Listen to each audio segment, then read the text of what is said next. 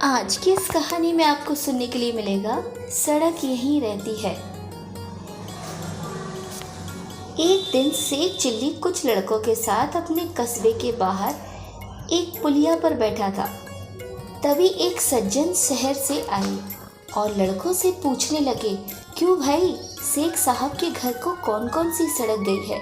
Sheikh chilli के पिता को सब शेख साहब कहते थे।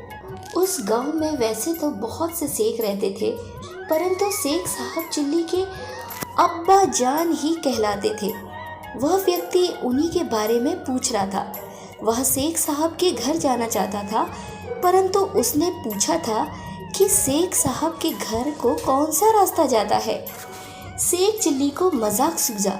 उसने कहा, क्या आप यह पूछ रहे हैं कि शेख साहब के घर कौन सा रास्ता जाता है? हाँ, बिल्कुल, उस व्यक्ति ने जवाब दिया। इससे पहले कि कोई लड़के बोले, शेख चिल्ली बोल पड़ा, इन तीनों में से कोई भी रास्ता नहीं जाता। तो कौन सा रास्ता जाता है? कोई नहीं। क्या कहते हो बेटे, शेख साहब का यही गांव है ना? वह इसी गांव में रहते हैं ना? हाँ, रहते तो हैं इसी गांव में। मैं यही पूछ रहा हूँ कि कौन सा रास्ता उनके घर तक जाएगा। साहब घर तक आप जाएंगे, शेख चिल्ली ने उत्तर दिया। यह सड़क और रास्ते यहीं रहते हैं और यहीं पड़े रहेंगे। ये कहीं नहीं जाते। ये बेचारे तो चल ही नहीं सकते, इसलिए मैंने कहा था कि ये रास्ते, ये सड़क कहीं नहीं जाते, यहीं पर रहते हैं। मैं शेख साहब का बेटा चिल्ली हूँ।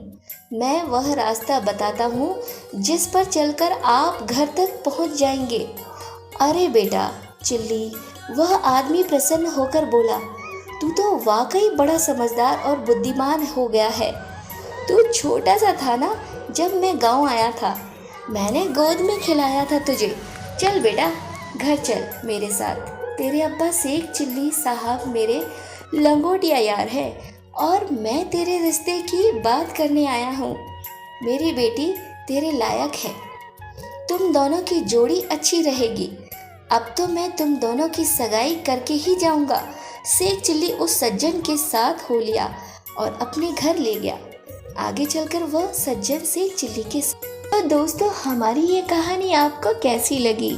जी हाँ, आगे ऐसी कहानियाँ और भी सुनने के लिए बने रहिए हमारे सिमरन वॉइस चैनल पर। जिन लोगों ने अभी तक सब्सक्राइब नहीं किया है वो भी सब्सक्राइब जल्दी से करके और बेल बटन को दबा के नोटिफिकेशन ऑन कर लीजिए, ताकि हमारी हर कहानी का नोटिफिकेशन आपको मिलता रहे।